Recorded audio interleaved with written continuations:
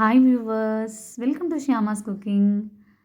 இன்றைக்கி கொழுமிச்ச சாதம் நல்லா பொடியை ஆட் பண்ணி கம கமன்னு எப்படி செய்கிறதுன்னு குயிக்காக பார்த்துடலாங்களா.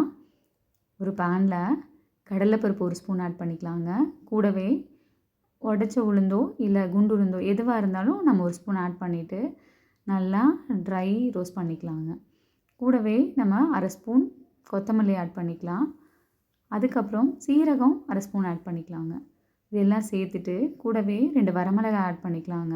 சேர்த்துட்டு நல்லா ட்ரை ரோஸ்ட் ஆகிற வரைக்கும் வறுத்து பொடி பண்ணி எடுத்து வச்சுக்கலாங்க, ஆற வச்சு. பாருங்கள், இதுதான் கொழுமிச்ச பழம். உங்களுக்கு தெரியும் இல்லைங்களா, கிட்டத்தட்ட சின்ன நார்த்தங்காய் மாதிரியே இருக்கும் இல்லைங்களா, ரொம்ப நல்லாயிருக்கும். ஆக்சுவலாக லெமன் ரைஸ் கலரும்போது உங்களுக்கு புளிப்பாக இருக்கும்.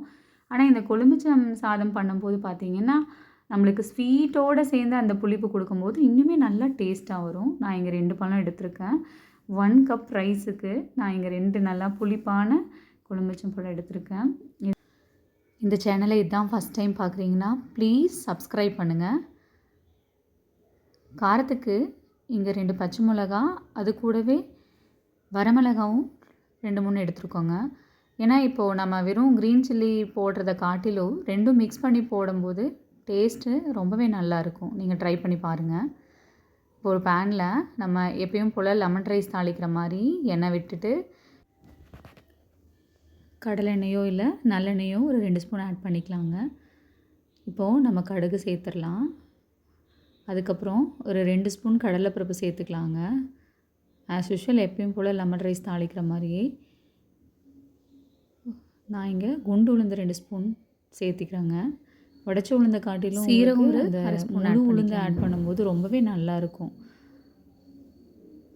2 ஸ்பூன் ஆட் நல்லா ஒரு வதக்கி எடுத்துட்டு வந்து சீரகம் சேர்த்துக்கலாம். கூட வேர்க்கடலை ஆட் பண்ணிக்கலாங்க. வேர்க்கடலை வந்து ஒரு 2-3 ஸ்பூன் பச்சை வேர்க்கடலை ஆட் பண்ணுவோம். நான் இங்கே பச்சை வேர்க்கடலை தான் ஆட் பண்ணுறேன்.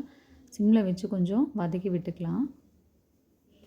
நல்லா கொஞ்சம் அந்த சிம்மில் எண்ணெயில் இருக்க அது கொஞ்சம் லைட்டாக வெந்து வந்துடுங்க. கொஞ்சம் தூரம் வணங்கினதுக்கப்புறம் நம்ம ஏற்கனவே கட் பண்ணி வச்ச மிளகாயெல்லாம் இங்கே ஆட் பண்ணிக்கலாங்க. இது நல்லா வதங்க நம்ம இதுக்கு தகுந்த மாதிரி மஞ்சள் தூளும் கருவேப்பிலை ஆட் பண்ணிக்கலாங்க. அதுக்கப்புறம் மஞ்சள் தூள் வந்து ஒரு அரை ஸ்பூன் ஆட் பண்ணிக்கலாங்க.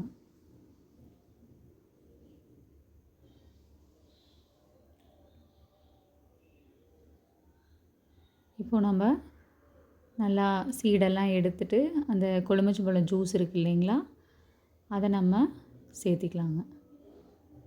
சேர்த்துட்டு கொஞ்சம் நேரம் அந்த பச்சை வாசம் போகிற வரைக்கும் லைட்டாக வதக்கி விட்டுட்டே இருந்தோன்னா உங்களுக்கு நல்லா கமன்னு அப்போவே நல்லா வாசனையாக இருக்கும். இப்போ இந்த டைமில் நம்மளுக்கு தேவையான அளவுக்கு தகுந்த மாதிரி உப்பு ஆட் பண்ணிக்கலாங்க. நான் 1 கப் ரைஸ் வச்சுருக்கேன். அதுக்கு தகுந்த மாதிரி இங்கே நான் உப்பு சேர்த்துக்கிறேன். உங்களுக்கு தகுந்த மாதிரி நீங்கள் சேர்த்துக்குங்க. ஆக்சுவலாக லெமன் வந்து நல்லாவே புளிப்பாக இருக்கும். நீங்கள் அங்கே ஆஃப் லெமன் போடுறதுக்கு இங்கே நம்ம கண்டிப்பாக ஒரு ஃபுல் பழம், அதுக்கப்புறம் ஒரு ஆஃப் பழம், ஒரு 1.5 பழம் கொழுமிச்சம்பழம் போட்டால் தான் உங்களுக்கு வந்து ஈக்குவலாக இருக்கும். ஏன்னா ஆஃப் லெமனுக்கு கிட்டத்தட்ட 2 கொழுமிச்சம்பழமே உங்களுக்கு ஈக்குவலாக இருக்கும். ஏன்னா உங்களுக்கு அந்தளவுக்கு இது புளிப்பாக இருக்காததுனால ஸ்வீட் கொஞ்சம் சேர்ந்துருக்கிறதுனால நம்மளுக்கு வந்துட்டு புளிப்பு கம்மியாக இருக்கும். நீங்கள் அதுக்கு தகுந்த மாதிரி 3 பழம் கூட ஆட் பண்ணிக்கோங்க. நான் சாப்பாட்டை ஆட் பண்ணிவிட்டு நம்ம ஏற்கனவே வறுத்து அரைச்சி வச்சுருக்கோம் இல்லைங்களா, அந்த பொடியை இப்போ நம்ம சேர்த்துக்கலாங்க. நல்லா பொடியை ஆட் பண்ணி கொழுமிச்சம்பழ சாதம் செய்யும்போது சும்மா வேறு லெவலில் இருக்கும். மறக்காமல் மிஸ் பண்ணாமல் ட்ரை பண்ணி பாருங்கள். இந்த வீடியோ உங்களுக்கு பிடிச்சதுன்னா ப்ளீஸ் சப்ஸ்கிரைப் பண்ணுங்கள், லைக் பண்ணுங்கள், ஷேர் பண்ணுங்கள். Thanks for watching. Hare Krishna Krishna Krishna Hare Hare, Hare Rama Rama Rama Hare Hare.